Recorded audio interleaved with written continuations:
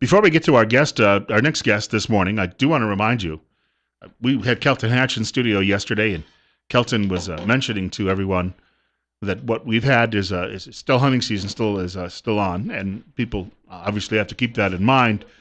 But when we talk about hunting season, Kelton talked about all of that game you can have on your Thanksgiving table. Well, if you need someone to process it, we'd recommend High Desert Meat Processing, where they process one animal at a time. What you bring in is what you get back.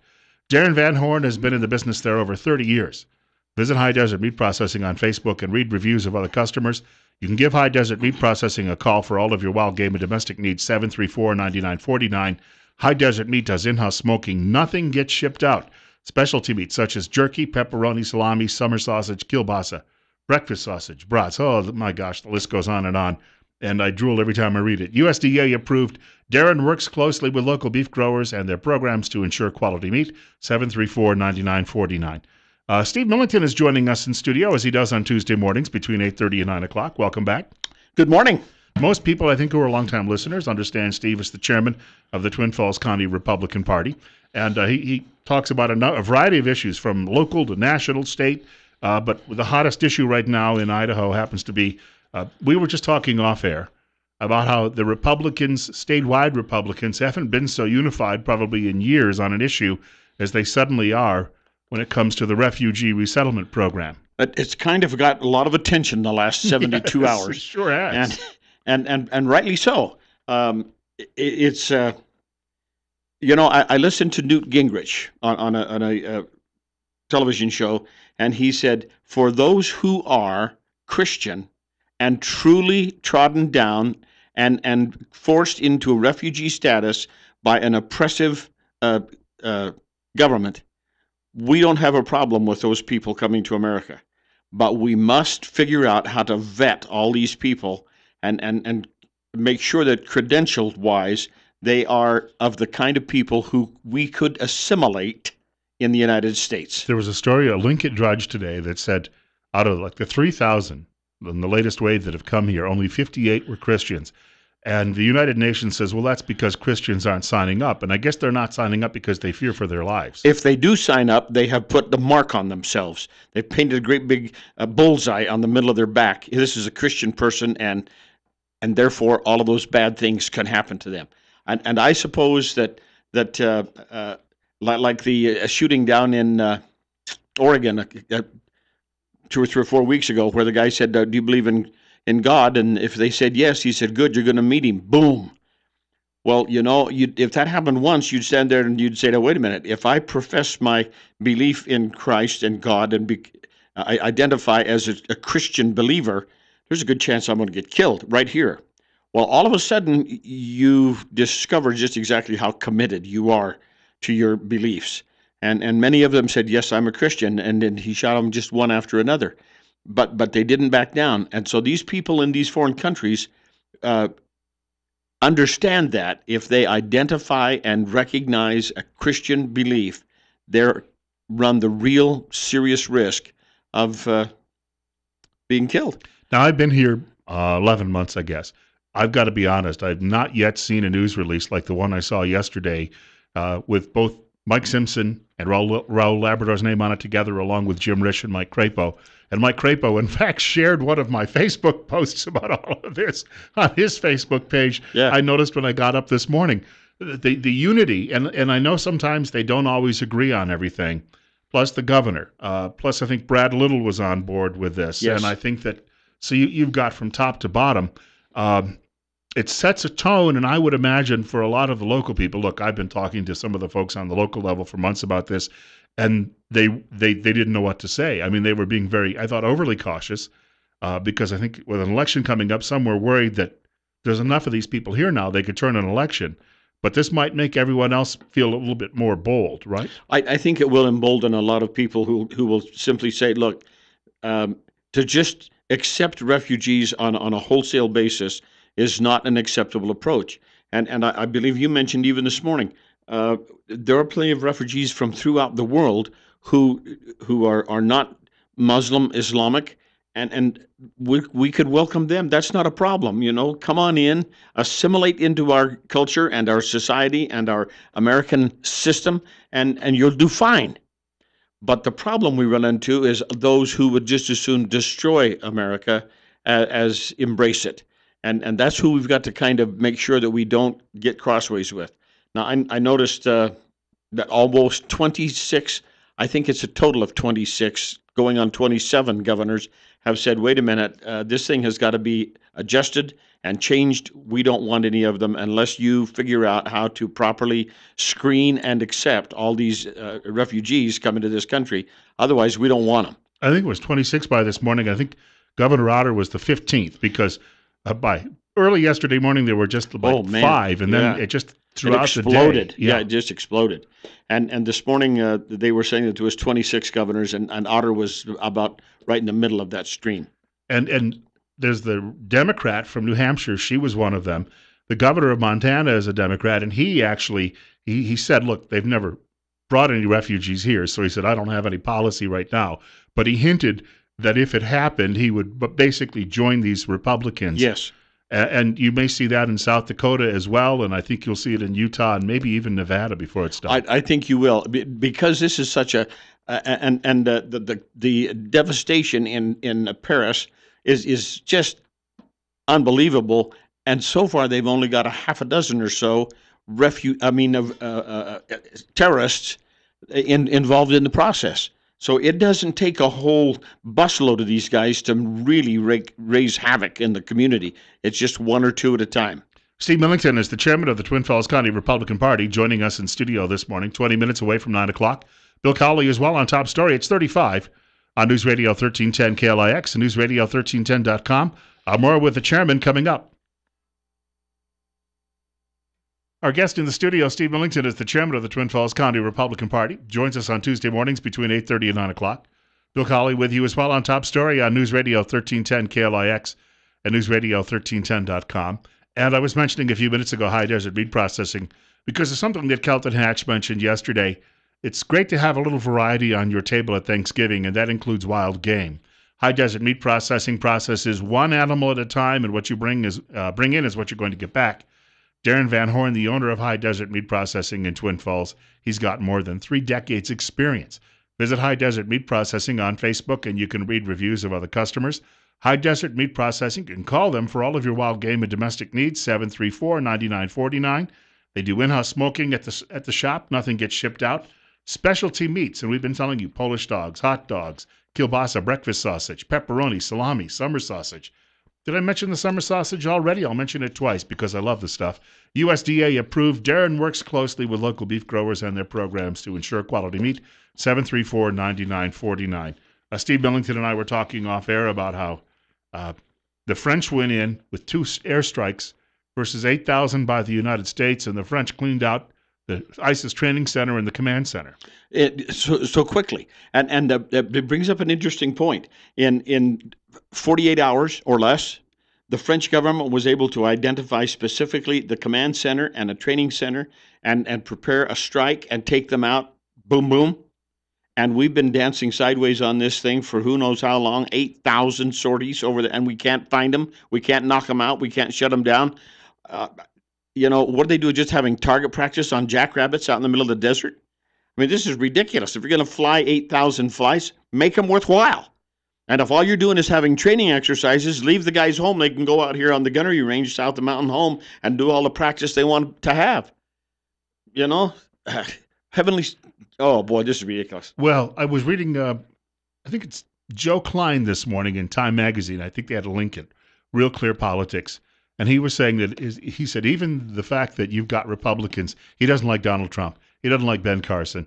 And these guys, one of them may well win the nomination. But he said, as poorly as the Democrats responded at their debate to all of this on Saturday night, plus the fact that this issue has really underscored that they're not very good at national security, that this is likely going to tip the election into another Republican landslide next year. Well, I would be fine with that. And I read an article yesterday by Ann Coulter, and she said the horrible tragedy in Paris, France, just got Donald Trump elected president.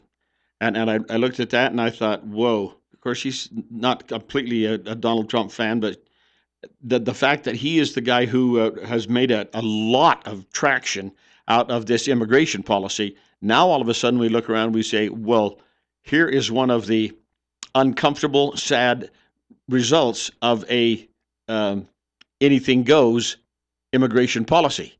And he's the guy who says, we'll round them all up and we'll send them home. We'll get them out of here. You're going back and you'll have to start over. Well, there's a lot of people in the world today that are saying to themselves, maybe that's not such a bad idea. Maybe that's not so bad. We keep hearing it can't be done, but 8 German saboteurs were rounded up back in World War II who just were dropped on a beach and they all spoke English. Yeah. And they looked and acted and assimilated comfortably into the American culture. And it was just by dumb luck that they were able to find out who they were and get them located and found. And there's actually so many people of Arab descent in United States, they could blend in anywhere. We wouldn't know anything about them. Mm-hmm. I mean, it's not like they have a great big huge sign on their forehead that says I'm an ISIS terrorist. They don't, and so it's a real difficult thing. Now, talking about Trump becoming president, we only have to have one more of these major incidences like this, just one more, and people are going to say enough already, enough. And the other two, one other thing that I thought about when I was reading Coulter's little news blob about Trump, I thought to myself, wait a minute, Jeb Bush is pretty soft on immigration and wants a kind of a, not exactly an amnesty program, but a pathway program. And so does Marco Rubio. They both say, we need to have this. It's got to happen. And I wondered to myself, okay, if this is going to propel Trump forward, how much damage did it do to both Rubio and Bush's campaigns, because they have been real soft on immigration policies. So you look at the political landscape, and things like this help to define, not help, they in many ways totally define the outcome of these kinds of elections. And this is Trump speaking at a rally yesterday. Take a listen to this, and this is why I think that he's resonating with so many Republicans. We have people that are so bad, they are going to be gone so fast out of this country. And they're going back where they came from. If you had 25 people in there that had guns, okay, it would have been a totally different story, folks. There would have been the shootout at the OK Corral, right? And you would have had death, but it would have been their death. That's why he is appealing. In times like this, we all get real uptight about, what can we do? We need to fix this. How can we go about doing it? Now, Saturday morning, I don't stay up all night and watch news channels. But Saturday morning, when this started to surface and you said, oh, my good night, look at this, what a wreck. One of the things that the news was reporting, and that's because the media in general really thinks that the problem with the whole world is that guns. If we could just eliminate guns, none of this would ever happen. Never mind the fact that the biggest carnage, the biggest human life destruction was caused by a couple of bombs strapped onto people's bodies, and they didn't really care that they would die. They're going to kill everybody else. No, the guns. Well, the French government went house to house trying to confiscate guns from people. And I thought to myself, well, this is ridiculous. What they need to do is go on the television and say, everybody, put your French flag on your person and your gun, and if people aren't singing the French national anthem with their flag waving, you might want to look at them and say, we're taking you to the police station so that you can figure this out. I can sing the French national anthem. We learned it in school in French. I don't know what it means, but I can sing it. You don't want to hear me sing it, but I can. Well, okay, I'll take your word for it. Don't sing it. But it's interesting the kind of political overtone that something like this is going to have. And when I read her article, I just thought to myself, one more incident, just one more. And this whole political thing could just turn completely upside down. It's 8:51. Steve Millington is our guest in the studio. You're listening to Top Story with Bill Colley on News Radio 1310 KLIX, as well as newsradio1310.com. It's 37. warming up a little quickly today, finally. After the last couple of days, it was a little chilly at times. I do want to remind you very quickly, too, as well. We've been telling you that you got to hear this program Monday through Friday, because if you miss a little, you're going to miss a lot. So your hearing better be in great shape. We recommend you contact Dr. Christine Pickup, a doctor of audiology at Mount Harrison Audiology in Rupert. She's located at 1218 9th Street, unit number 2. You can call her at 208-312-0957 or go to mountharrisonaudiology.com. And did you know that the health of the inner ear is affected by your cardiovascular and kidney health? The inner ear is very sensitive to changes in your blood supply. If you've had recent heart problems or kidney problems, you should have your hearing checked right away. That's not a problem for Steve. He adjusted the headphones when he first sat down this morning. Somebody's been playing with the headphones because Kelton had to change them up yesterday, and then I saw you do that too. I like them just a little bit louder than too soft, Yes. and so I always have to check them out and make sure I'm going to be able to. And then, unfortunately, when I dial them up a little louder, then I talk really loud. So Well, that's good. If people know you're here. it's a net- 736-0300. Speaking of turning the election over to the Republicans, the other story that's getting a lot of attention is what's going on the college campuses. Oh boy, That, happened to give Richard Nixon 2 elections and it gave Ronald Reagan 2 elections as governor in California. it's interesting that we got a bunch of mamby-pamby crybabies. I want somebody to define for me, please, what is a safe space? How do we find a safe space? Once again, we go back to this idea that personal values and personal responsibilities are no longer a valid assumption in today's world. Someone has to provide that for me. In the good old days, and I predate you just a little bit, 10, Bill. 12 years. But, in the good old days, we took responsibility for ourselves. And if we needed a safe space, we created it or found it or made it a point to, even though the world was rancorous around us, we found that safe space and used it to our advantage.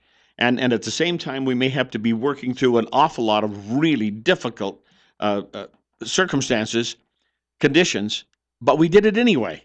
And now they demand that the whole world stop and give them everything they want. And the other thing that just blows my mind, these are college students. This is supposed to be colleges are supposed to be a training ground for professional careers. Now, how many of these people are you going to want in the medical suite, in the emergency room, in the operating room? How many of these people do you want in your children's classroom? I mean, they just have a warped sense of reality, maybe, you think? It's goofy. Where did these people come from? I said the only safe space most people likely get in life is after they're 6 feet under, and then if the grave robbers come along, you don't even get that. Yeah, but most of us can at least, the old adage, man's home is his castle, that's still mostly correct. Get out, you have to go into the big world and fight your battle and earn your way and get your paycheck, and then mostly when we come to our home in the evening hours, that is our safe space, and we can make it such by having good attitudes and good feelings and good conversations amongst those who live in that home. Gone are the days when we would sit down for an evening meal together and discuss and talk, and what did you do in school? How was the playground? What about this friend? We don't do that anymore. I just think that, we've got a lot of people, if you sit down and you were to listen to ABC News at night, they would tell you that all of these Republicans are mean-spirited and wrong and being. The thing is that after a while, and it was the same effect with Ronald Reagan, people kept hearing that, but they kept listening to what Reagan was saying, and it dawned on them, but I agree with him. Yeah, this makes sense to me. What he's saying makes sense to me. I can buy in on those things. That, and more importantly, that's really what I want our country to be like. And the Democrats can keep, and then the drive-by media. I think there's a fellow that comes on Fox News that uses that term a lot. Drive-by media. Eventually, we're going to come to the point where that we're sick and tired of the drive-by media. And that's another reason that this morning I had to stop and get some gas. We were just laughing with that. They know that on Tuesday mornings I'm on the show, and so what are we going to talk about today? And I said, one of the things that Donald Trump did for politics in general is that he hit some really specific points that are very tender with many people. Immigration is one. The media, he lambasted the media and still does all the time about their out of touch world, and people resonate with that. They understand. Yeah, that's what I want. I'm sick and tired of the media not telling me what's really going on. There's a difference between a journalist and an opinion editor, and most of today's media have not been able to figure out what that is. They consider themselves to be the opinion editor, and so they are always going to get, quote, their opinion, unquote. They don't report the news. They don't try to be journalists. They don't try to give you a reasonable discussion. It's just their way or the highway. And Trump has really made a lot of progress with the immigration issue and with the media issue. And I think people are beginning to say, he's right. We don't need to put up with that kind of stuff from the media. And he's also skipped the consultants who were telling him don't do it. A lot of those guys are going to be out of work. That was interesting, too. Tell us who's advising you. Why? What difference does that make? Yeah. My wife, right? And I think his answer is his wife and his kids. Yeah, nobody. We'll see you in about a week. Yep, sure enough. Will do. Steve Millington joining us in studio this morning on News Radio 1310 KLIX, newsradio1310.com.